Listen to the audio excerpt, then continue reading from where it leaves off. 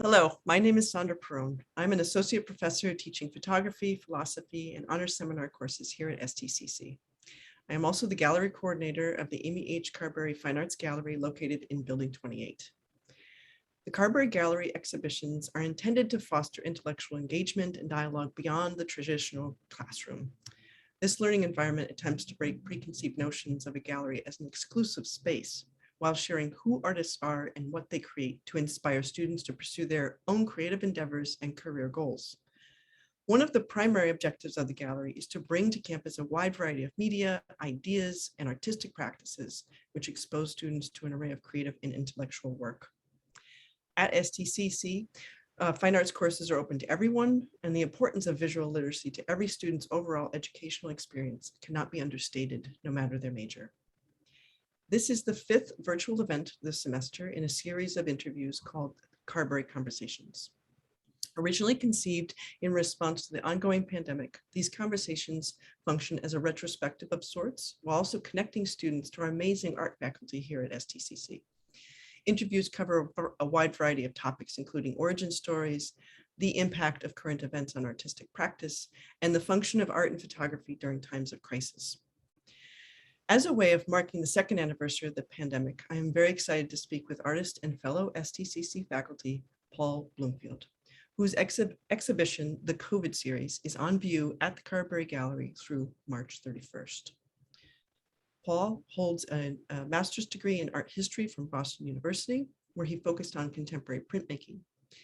His undergraduate studies in fine arts at the University College of Wales helped him direct his interest in painting, printmaking, and photography, all of which he still uses today. He has exhibited his photography throughout Massachusetts, and while teaching advanced and intro studio and photography courses, he also publishes articles and reviews in Art New England and the New England Concert Review and Jazz Times. He is currently a regular contributor to Glide Magazine, a music and culture magazine. Paul also serves as the chair of the Fine and Performing Arts Department and school photographer and Tai Chi instructor at Wilbraham Munson Academy, and has been teaching art courses at STCC for the past 16 years. Welcome, Paul, to the Carberry Conversations. Thank you, Sandra. Thank you so much for being here. I am not only excited to find out more about your work, but I'm also, featuring faculty, and we also have your work on the gallery walls. And so it's a real opportunity. And I had such a pleasure, my son and I, installing some of the work with you a couple of weeks ago. So I'm just really excited to share this show and just learn more about your work. So we're gonna dive in.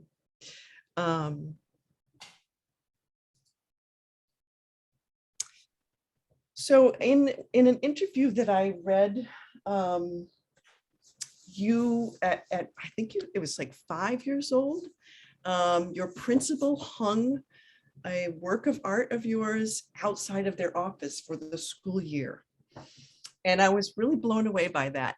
So I wanted to start with that as sort of our origin entry, because what was it like for you as a young person seeing your work hanging on the wall? Well, I think, first of all, there's a little bit of a shock, because it was like my first week of essentially, first grade, kindergarten years. I was just drawing what I'd like to draw, which was monsters. I felt sort of an affinity with sort of creatures, sort of like biomorphic things.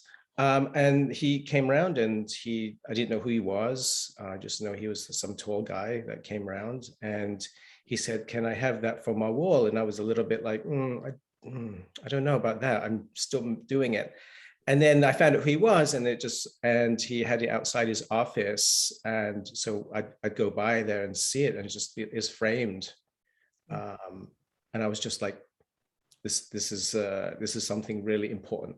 I felt that there was something, somehow he saw something that I didn't see. Yeah. So when did you know you wanted to be an artist? Is it in a moment like that, or is it later on in your life that you realized like, hey, I could be an artist. This could be something that I do for life, not just for fun. I didn't know what an artist was then. I didn't know anyone who was involved in that. I didn't know for many years, up until I was really in college. I didn't know anyone in the creative fields growing up. And it just gave me a sort of a sense of worth and value, like, oh, this really important guy sees something in my work and he values it and he's important. So maybe the work is something. Yeah. And that sort of gave me this it sort of propelled me along thinking, oh, I sort of should do this a little bit because somebody else has already discovered something in me that, I was not aware of. Yeah.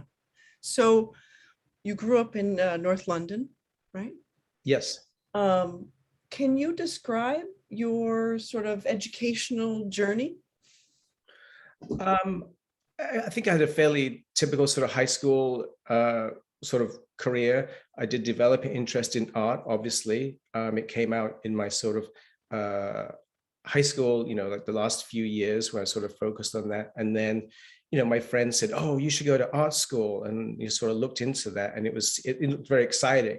So remember, this is, the sort of early to mid 80s, and sort of disco was finishing up, punk was sort of like emerging, neo-punk, all of that. I'd been into skateboarding. So that sort of culture, that mix of things just made it a very exciting time to be in London with, in the early 80s with the music and the fashion and all of that. It just seemed exciting and alluring. And I wanted to, be surrounded by people who were interested in those things too. Yeah, yeah. But I think you said you went to one school and you did a little bit there, and then you went to another school and did a little bit there. Like, so how were you seeing art, your art education? Like, were you just exploring? Because there's, you could focus not just on painting, you could focus just on printmaking, but, or photography, for that matter. But how is the system in the UK designed to foster artistic talents? So at the time, like here, I think, you would go into your 4-year course here and maybe you do a foundation year, right? A year where you're just exploring things. Those schools were set up, at least at that time, sort of independently of what would become the 3-year part afterwards. So you could sort of go to a different place, different school with a different sort of vibe and sort of get something out of it. I ended up doing 2 years of that foundational. So I was experimenting for 2 years. And what I sort of discovered was at the end of the first years, like I thought I wanted to do graphic design because I thought, that's where a job is. And then at the end of that first year, it seemed like maybe I'm not really cut out for that. Maybe I just want to keep experimenting. And that's sort of where that sort of led. So printmaking, sculpture, video, everything is exciting, had value and it was worth exploring, even if you don't do them all the time. And it turns out now that I sort of still keep with a little bit of that, a little bit of everything. Yeah, yeah, yeah.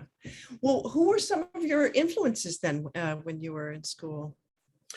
I think, you mean Artistic influences, musical artists, right? So I think that I took an art history course early on, and it was presented by an American. This is in Wales. Sorry, this is in London.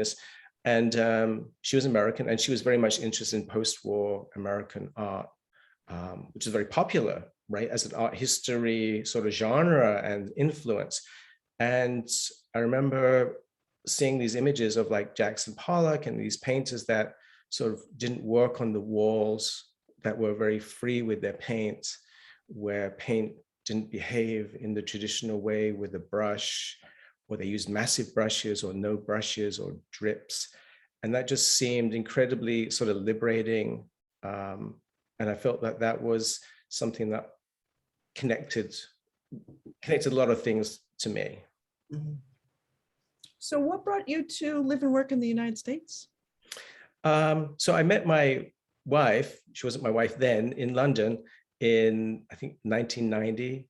And we decided there, we both have similar interests, which is sort of exploring the world. And so we decided to sort of travel around the world for a year, and which we did, which is mainly in sort of Southeast Asia. And we came back, and I decided that this was this United States was an interesting place, and I wanted to be with my wife, and it made a lot of sense at the time. Yeah, yeah. How many years have you been teaching at Wilbraham Munson?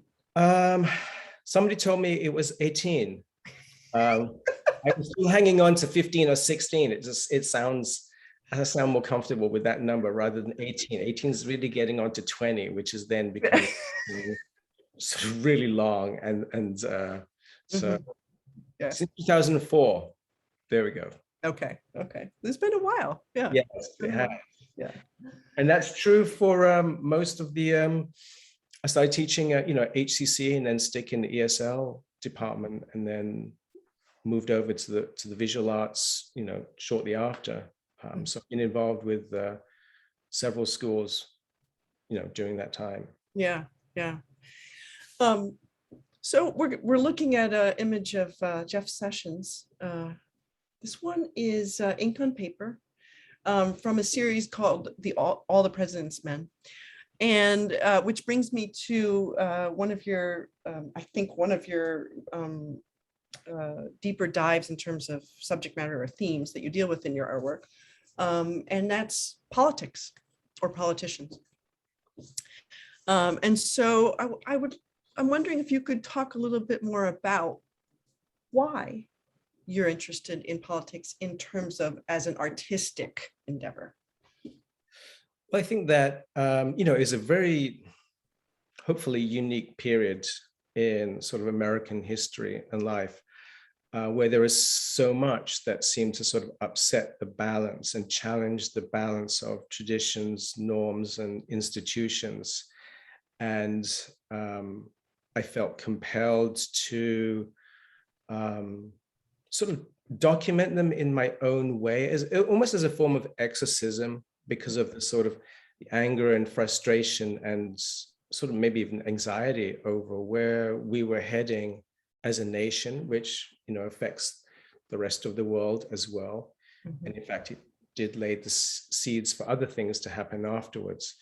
And I felt that it was important for me to, first of all, document, and then maybe have some opportunity to show other people at some later time that, these were the people, let's not really forget them. These were the people who were involved in this government at that time.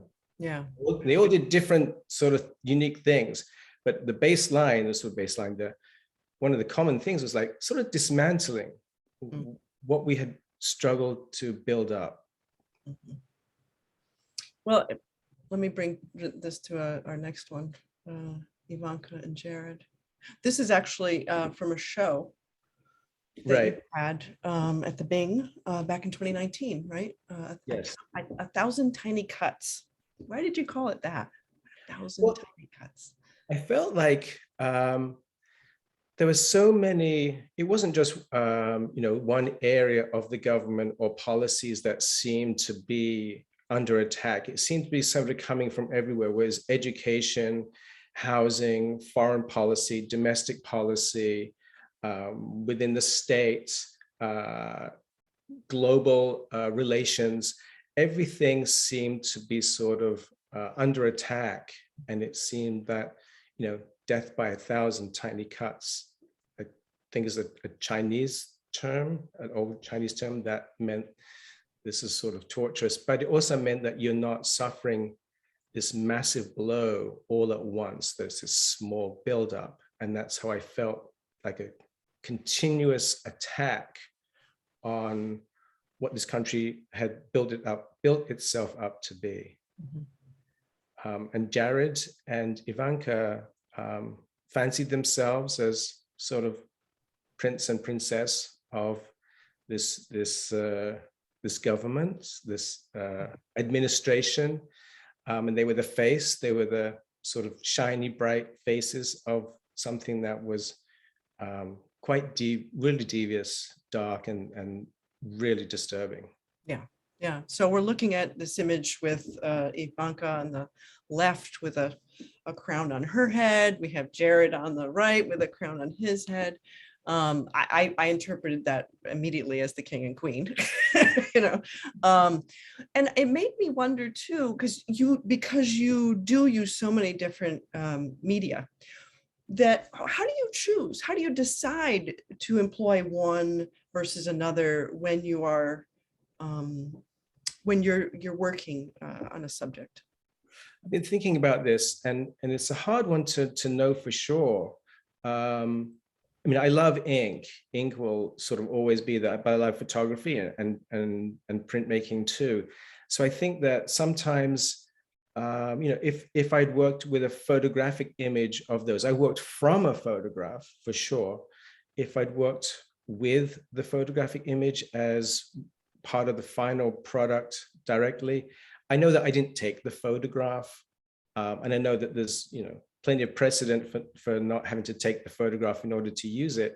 Yeah. But I also wanted to sort of immerse myself a little bit in this sort of like character of sort of studying who these people are by sort of going through the sort of motions of, you know, applying contours and tones and so on. And that process sort of helps me feel a little bit connected in some sort of weird way, because obviously I don't know them really and they don't know me. But it gives me more of an investment in the work. And I think that that's one of the things that I sort of need. And sometimes a photograph, me creating a photograph, gives me that investment when I'm looking for a different kind of reality or expression. So I think it sort of depends. And I don't have like, oh, I want to do, you know, silk screen printing next, which I do. Or, you know, like it's so sometimes it's this where I feel myself going and what speaks to me, because I sometimes don't see a big difference between all of these things. I know that they're categorized as different things, but for me, they're just options. And those options don't necessarily take a lot of thought from me. Well, you have a bigger toolkit then, right? Yeah, yeah. Right, like, and you can choose, but I think appropriating, you know, that act of appropriation where you're like, you have a photograph that someone took or you took, and then you are taking parts of it, right? Because you're not literally trying to make your work look like the photograph necessarily, right? Right, and I think that that's I'm partly not good enough in some ways to sort of like good enough / patient enough, or even feel the need to sort of go that far with sort of photorealism, if as an example. Right. It doesn't appeal to me ultimately, though when I see it, you know, like most people, we're sort of impressed, technically impressed with it. So there's a place for it. It's just I don't get there. That's all. Yeah. Well, I think the way that you've combined in this particular example with the collage and the ink, you know, it seems like it's a quick thing. Yeah. Maybe this took a while, but it does have, it's more gestural. It's almost like I don't want to say caricature is not the right word, but you know, it's the impression of these. Yeah. That really is coming through.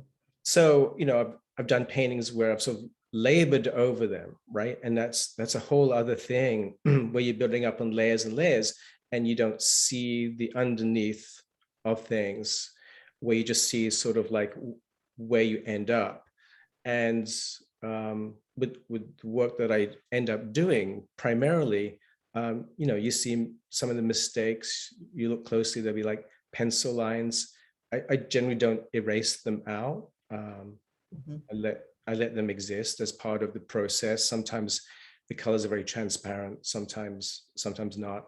But I try not to edit out too much from the process, and just for myself to see, like to remember, oh, I did that and that didn't work out, or that did, and just sort of let it be part of the final product.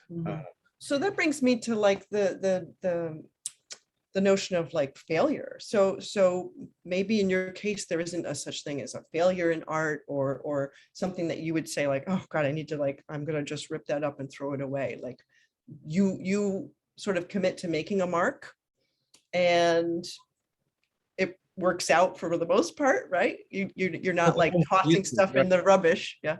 Yeah, so I have a big pile, of things that didn't work out quite the way that I had hoped for. But sometimes my expectations are not as high as they are for other people. And so I see the work, it doesn't quite communicate what I'm looking for, and it just goes on a different pile. And like some of the work in the COVID series, I had made the background color, 5 or 6 years ago, and they were just resting somewhere in a pile. And as I sort of go, when I get in the mood, when I get driven to do something sort of quickly, I sort of go through my work, like, can I reuse this? Can I reuse that? And so there's a whole process of, and then they become sometimes the best, most interesting things when they were sort of nothing before. So I do think I'm very much interested in experimentation and sort of risk taking. And that sort of goes back to those sort of first influences, right? Where of the fluidness of things, where you're not 100% in control. You might be 90%, or in my case, 75% in control. But so there's that element, which is why I like printmaking too, and photography, because with those two, that you get to put it in the chemical, you're not 100% sure how it's going to come out. So there's this thing, it's like, oh, is it going to work? Is it not going to work? And there's an excitement to the process. Yeah. And I think I enjoy that. I enjoy that sort of, it's sort of like an adrenaline in a way, once you get in, when you're working sort of furiously with this stuff, and you don't know if it's going to come out. And I think it's exciting. I like that. Do you find time to create every day? Like, what is your studio practice like? You seem very busy. You're teaching a lot. You have a lot of responsibilities, but I'm just wondering, like, how do you find time to fit that in? So as an art teacher, as you're currently surrounded by people who are sort of engaged in the process of creating art, whether it's at WMA or at STIC or another school.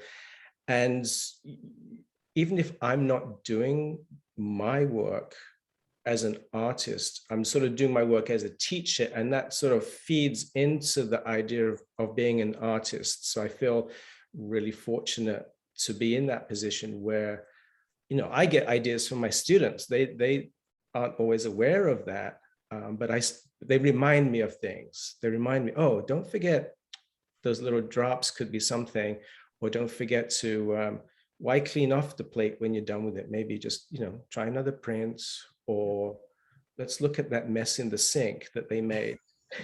And maybe, sometimes it's like, that's kind of an interesting random composition. So, and also the conversations with students are really interesting, and keep it coming back to me. And this is sort of like a cycle, and I sort of like give them what I think they need to hear at the time. And then sometimes their answers give me what I need to hear too. So I can't think of a much more engaging way to spend your time, other than, especially being an art teacher. Yeah, I agree. I second that. I know exactly what you mean.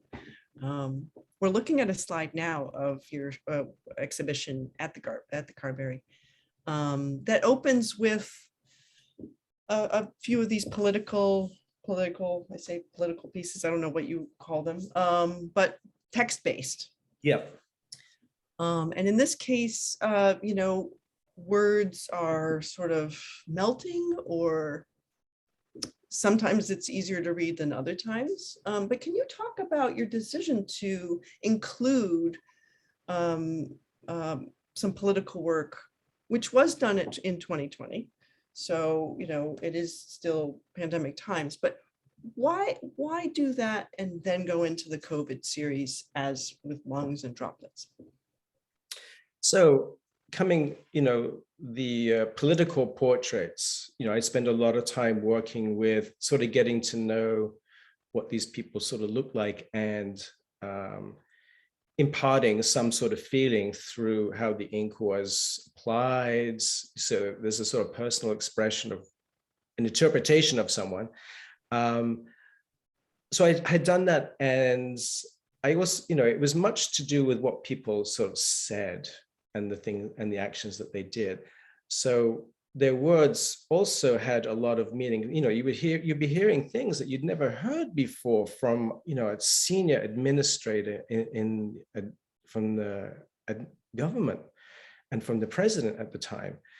It was just like incomprehensible, some of the things that you would hear. And so those words started to sort of bury themselves in my head, and I couldn't get them out. Like, this is something that someone said, and did they meant it? And certainly there was consequences for everything that was said. So I wanted to start thinking about using the words as a way to sort of document the words, but without making it just a text, so that they became visual. Mm-hmm. And the idea of all things melting was a sort of really a symbol of how I saw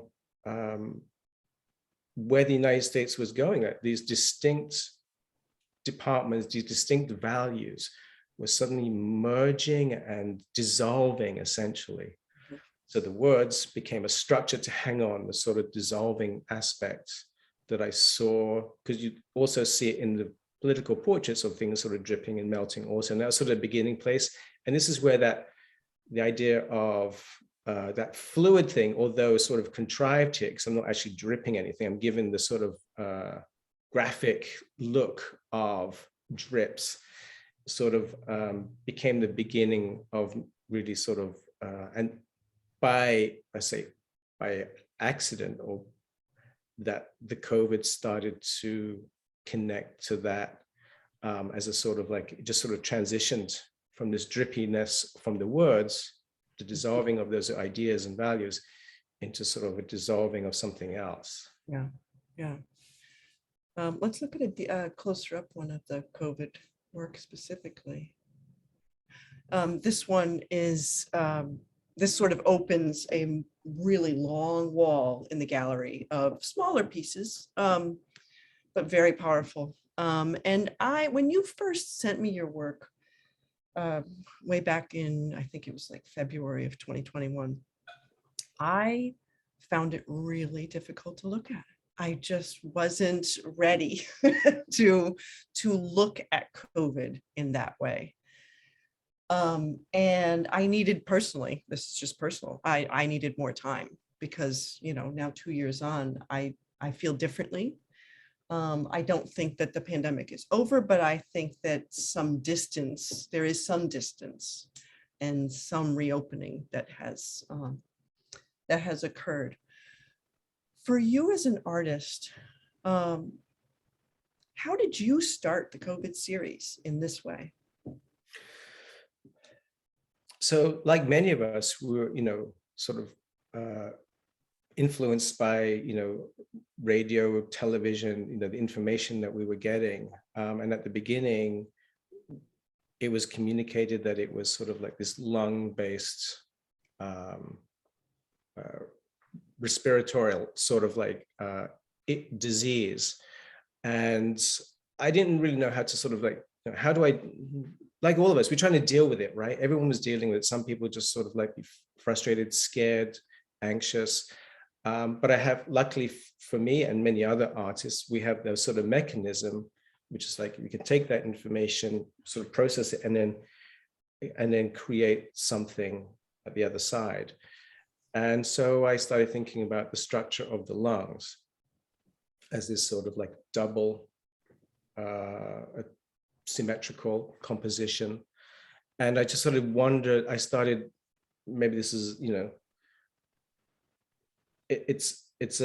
thinking about what it would be like for the lungs to have to sort of deal with this, and what sort of, I imagined the things that would be going on in the body. uh, as a reaction and for getting COVID.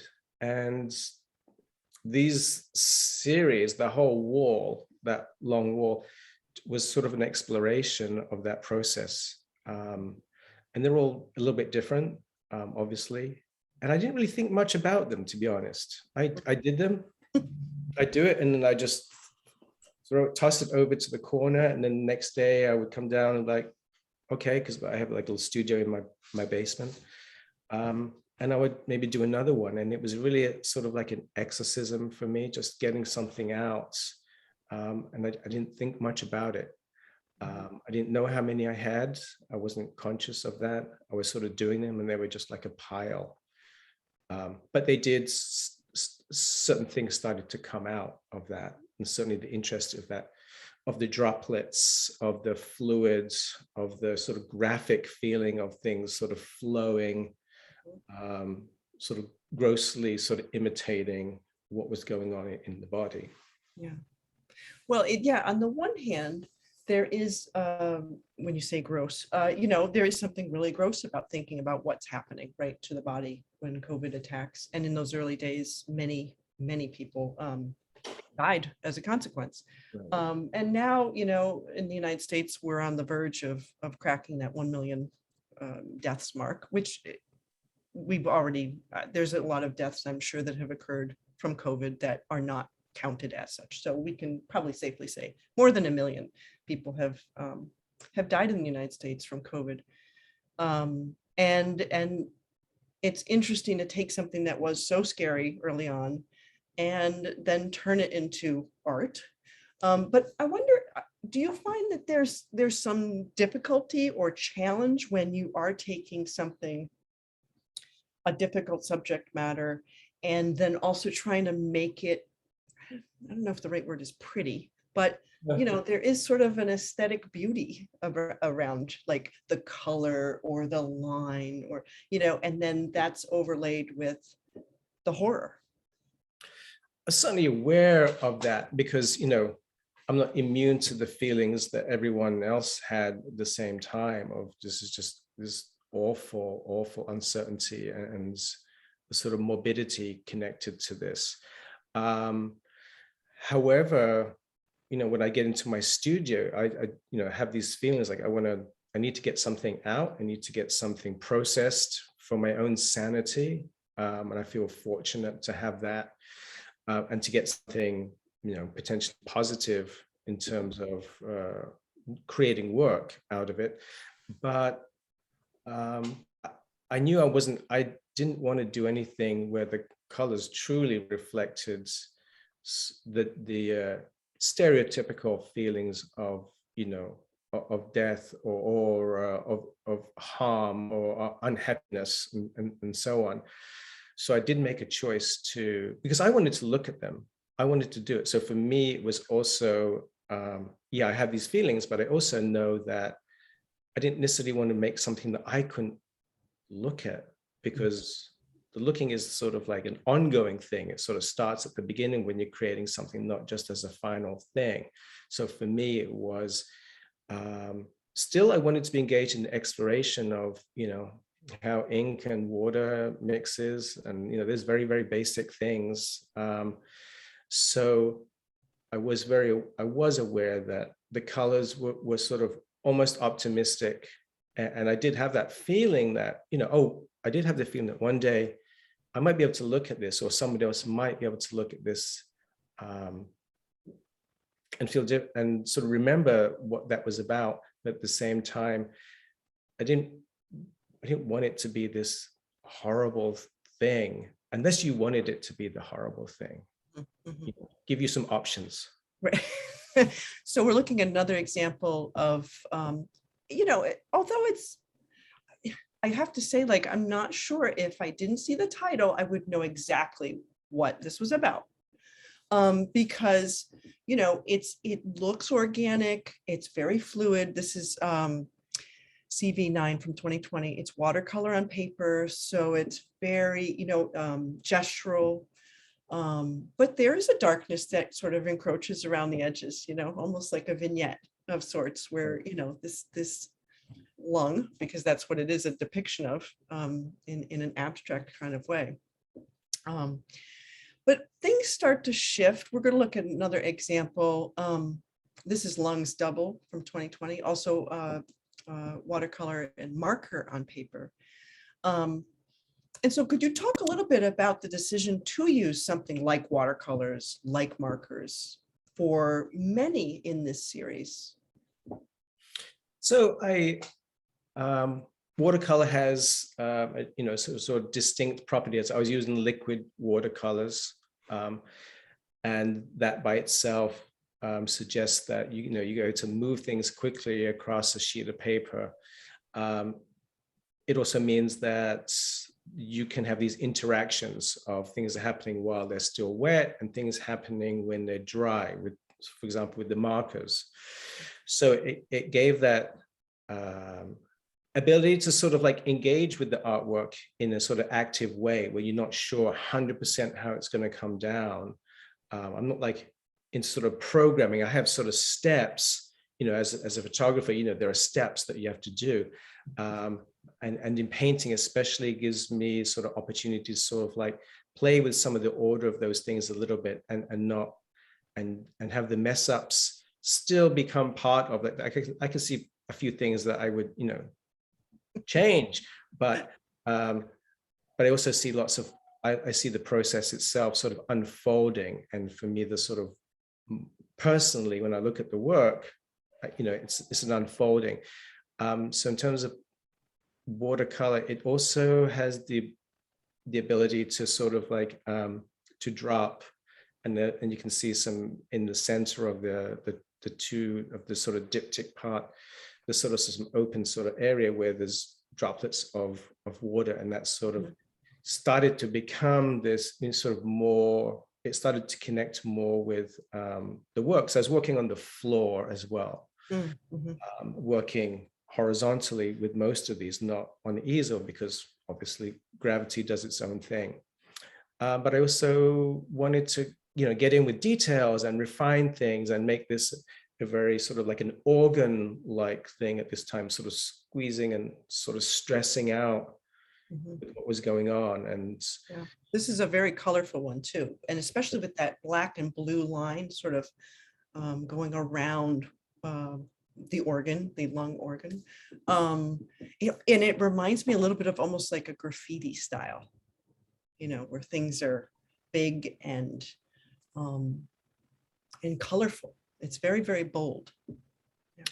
Yeah, like, of course, like I could work with any palette that I wanted. And when it comes to photography, I'm very limited. I really prefer monochromatic images as a whole.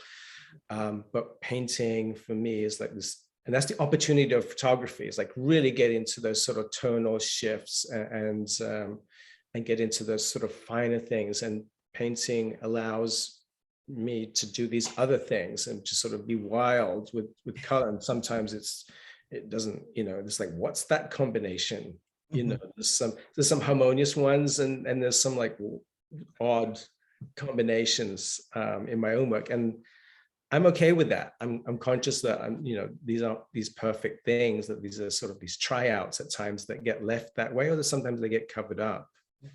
And COVID is messy. It literally is the most messed up thing. Yeah, but then there is this major shift that we just are going to drop in to the show about, I don't know, maybe halfway through the gallery.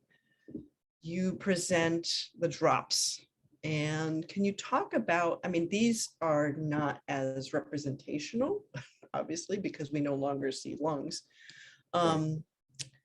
but very colorful. So we're basically seeing these splotches of a lot of red and yellow and orange and some blue green. But what happened? So during the process, and as I mentioned, that using watercolor, and watercolor has this ability to sort of apply itself with the brush, which is the typical and probably most useful way of using it. And then during that process, as I was carrying water across, as droplets of the watercolor would drop on inevitably in the other ones. And there's little elements of that. And sometimes I'd sort of dedicate a little space to that. And then one day, as I was doing that, I sort of looked closely at the droplet and found that the droplet sort of it looked like the COVID molecule. And I was struck incredibly deeply by this connection. I was trying to express COVID, and yet this drop, as it splattered and created this corona shape, it just sort of like, I was frozen when I was just like, what happened here? Because suddenly it's so obvious what was going on. And so then it became close to this idea of, well, that makes sense to sort of continue with that pathway of dropping. And at the same time, not being unaware of a composition process or design even. So they became, at this point, I think all of the work after this became sort of airborne. Yeah. I mean, they're quite beautiful. And again, different from the pure, I want to say pure lung depictions. These are even more seductive in some ways than the, right. Than the ones in the beginning, because of the color and the texture. So during this, when I made that first sort of discovery of something that had sort of been in the work all along, partly through, my carelessness at times, which, sometimes I covered up, sometimes I didn't. But when I looked at that droplet and examined it, it reminded me of the Howard Edgerton photograph of the milk coronet. Yep. Yes, that one. That's what I saw. I thought, oh, it looks like Howard Edgerton's photograph. And then I started thinking about the title of his photograph, which was Milk Coronet. And I started thinking about what that meant. And that's like the Latin root corona, crown, which is the term we use. But wait a second, this is also the same name as the disease that I'm trying to represent visually. So I couldn't not continue thinking about this. It was sort of like I was seized by this sort of power, sort of a higher power had come to me and said, look, you're working with this, here are the droplets, they look like this, it's called this, what are you doing? And so I continued on with that. So it was really, I associated with the visual of this particular image, which came to my head, and then the title of it, and it just all made sense. And from then on, everything was based on that process of not touching the paper anymore, but letting the droplets find their way. And of course, droplets were the thing we were all afraid of too, hence the masks, right? The droplets, like cover up the droplets, don't inhale the droplets on different objects, and it just became the most logical way for me to sort of keep moving forward was using that. Technique. His photograph, which we're looking at right now, is just a single droplet, right, on a red surface. But that sort of stop action, obviously this is something that happens very quickly and difficult to capture in the moment. But in 1957, this is what he was interested in, is sort of capturing what a droplet actually looked like, and how it changes as it goes from being a liquid into other, sort of taking that one drop and distributing it. So let's look at a close-up of, this is incredible, because I mean, one of the really interesting things as a viewer of your work is getting close and seeing all the individual droplets, which to me reminded me of what you said. The reason we're wearing masks is because there are all these droplets that we cannot see that we are trying to avoid, and yet they're everywhere. Right. Like, thank goodness we can't see them, in one way, right? Because I think that we'd never leave our house. So yeah, yes. So I also started thinking about the droplets not just as sort of an airborne disease related thing, but also I started thinking about them as individuals. Sometimes these individuals merge because they're close to another one that still hasn't dried yet. But it also started this idea of cluster. We use this word cluster a lot during the sort of understanding of clusters happening here and there. And those clusters are people. Yeah. And I started also seeing this as like how people behave, the randomness of things. And what I also noticed from the process was that in creating the corona shape, there'd be these little sort of splinter droplets, these little marks, the other sub droplets of the droplet that would find their way going to different directions. And inevitably they would meet another droplet. And so there's these sort of mini interactions between the droplets doing their own thing. So that was the other part of it, was letting, I suppose, chance as a component to it, but letting the sort of the science of it do that's how it works. That's how the droplets work. I can't control it fully. They go off and do their own thing. And it also was just how I saw the COVID happening, that once, we think we sort of got a grip on it, and the next thing you know, there's something else that just happens as a result of not fully containing things. What do you want the viewer to take away from this exhibition? We all went through something, and we're still going through it, right? It's not over. And I think part of it is we're all together, right? As individuals, we feel there's a lot of isolation, and a lot of people went through isolating experiences, and I think it sort of affected everyone. It's just affected me, and in my friendship, family circles, not connecting as much as we used to. So there's this idea that we're all sort of individuals, but we're actually all in it together.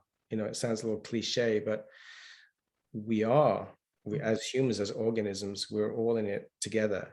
And for me, as I'm doing the work, I'm sort of informed by that sort of basic foundation of sort of humanity, at the same time as accepting perhaps the one thing that could change humanity, which is like a disease like this. So what would I want people to get out of it? It's a mix of things. There's some amazing things, and there's some things that underneath it that are very difficult and challenging, but we're all experiencing it at the same time. Yeah. Here's a close-up of this one.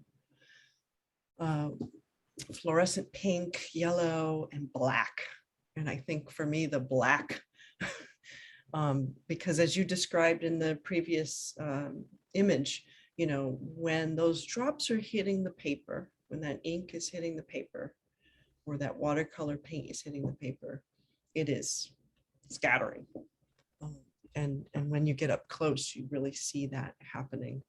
And I do think that either intentionally or not intentionally, you've really struck on exactly what is happening to us, that this disease has,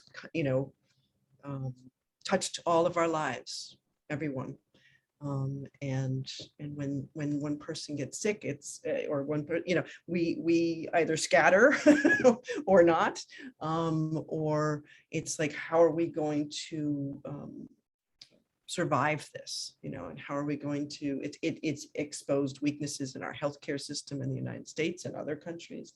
I mean, it has exposed many different problems in our society. Absolutely. So my question, I guess, to you is, are you optimistic about the future? I think I'm always optimistic and pessimistic equally. it just depends. It's the having that balance. Like I see how everything can just go the wrong way. I see everything go the other way. And I think just that for me, I feel like there's that balance of some days one gets a bit better than the other, but it's not far off each other. I'm not really like a 90-10, it's going this way. It's more between the 45-55 range all the time. So it's nothing is incredibly shocking, as, in a way that there's a sort of balance that I sort of live with. And I think that's sort of how I see the work as well. Like you mentioned sort of pretty, and I that term is not, unwarranted here. It sort of makes sense because of the use of colors. But of course, what is it that the colors represent is something else. Yeah. Yeah. So where do you see this? I'm sorry. Go ahead. No, go ahead. I was just going to say, like, where do you see the COVID series going next? I mean, COVID is going to be likely with us perhaps for the rest of our lives. And your work is definitely marking a very specific time because you created the work at the time. And so how do you see it moving, into the next year, 5 years, 10 years? Will you still be processing the pandemic through your artwork? I think after the first 3 months of it, so sort of the summer of 20, I thought, oh, I can't wait for this to be done, like the COVID. I just wanted the whole thing to be over, and I wanted to be done with the artwork. I wanted it to end on all fronts. And then a year later, it's still going, and then sort of picked up speed last summer, end of last summer, sort of changed things. And that sort of reminded me that this is ongoing. So I actually feel like I'm probably like many scientists who know a lot more than I do about it, that it's going to be with us in some form or another for the foreseeable future. And in terms of where do I see my work sort of heading, post this show, for example, I'm excited about transitioning into sort of printmaking now that I've sort of settled what it is that I'm sort of doing. I have that sort of like relatively organized in my head that this is what this is about and so on. So I'm not discovering that part as much. Now I can start to sort of develop even more visually and maybe refine certain things that printmaking can offer. So I think that's sort of where I'm going. And also digitally too. I'm happy working in digital. I teach, experimental computer imaging at STIC. And I tell my students there, like, okay, you present your work to me, but I want, give me 3 examples, give me 3 risky things that you tried out. And I think that the process that compels me the most is something that gives options for maybe they're failures, but maybe they're also showing you something that you knew you never would do if you weren't prompted to do so. And that's my own sort of like working sort of method. So I'm excited about working digitally with this, and maybe with silkscreen or monotype. So I'm still working out sort of visual components to it, and those media will help me do that. Yeah. So I'm still learning my own thing for sure. Always. I think that is the best part of being an artist, is to always be open to learning, right? And being an art teacher is like perfect, great. So that brings me to the final image that's in your exhibition, the COVID chair, which is 2022. And also my final question for you, which is, when you think, back in your life, not only as an educator, but as an artist, and as a student of art still, what advice would you give your younger self? So the advice I would give to my students would be take those risks while you can, right? Certainly there's going to be a time when you feel more inhibited to do that. And I think as we get older, that inhibition sort of becomes more of an element in life. Take those chances because you do have time, and that was probably. And I think that when I was a teenager, my younger self, I did take chances with things. Not everything worked out the way I had hoped, but I felt like I did take those chances. And just this last piece is I felt like I chose the subject of a chair for its sort of ordinariness. So I've been working abstractly, which was how I was very happy doing that. And then towards the end, I felt like, well, now I can actually, now that I've got some things figured out about what all these marks represent. So the process was really sort of like in place. Now, how can I, what options do I have for this? And I started thinking about, it's this universality of COVID. And I started thinking about what's the most simple object that we all can relate to. And it also works visually, which is a chair. I thought of a table and other things. And I thought, oh, the chair works quite well. It's deliberately, for anyone noticing, all out of perspective and using multiple sort of ways of drawing. It's deliberately out of whack. But I wanted to sort of like apply this idea to something ordinary, but as a sort of like, well, during the whole process, it made me look at every single thing that I own, every object around me at some point. It's like, oh my God, does that have COVID on it? Should I touch that? Does it have it? Did it have it? How long does it last? And still, even today, I think everyone thinks about, opening a door with touching something. It's like, oh, should I do that? Should I disinfect my hands?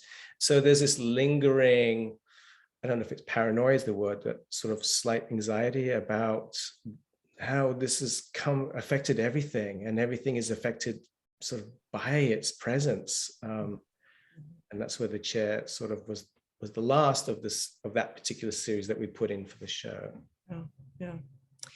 Well, Paul, I want to thank you so much, not only for this conversation, but for taking the time to share your work in the gallery, and for your patience with me, in seeing this show, through, because that was, most people, even I couldn't look at the work sometimes, my own work. Yeah. And the time wasn't right. I think that you sort of like, in this case, you sort of seized on that. There's a time, place for everything. And it wasn't just you, other people in galleries just like, okay, great, you're doing that, but we're not interested in doing that. We're showing that work here. It brings up too much, and we can't think about it anymore in our lives. So thank you. But I think that you have given us something else to think about in representing this, and that we are very much still in it, but we are hopefully at a time where we're maybe better than we were then. And so I really look forward to seeing what you do next, because I would definitely want to see your work in the future on the walls, and as a continuation exhibition of, because it is a changing disease. It is a very fluid time. It is a very challenging time. And that, art can help us all get through these challenging times. So thank you, Paul. Well, thank you for giving me the opportunity to present my work at STIC again. I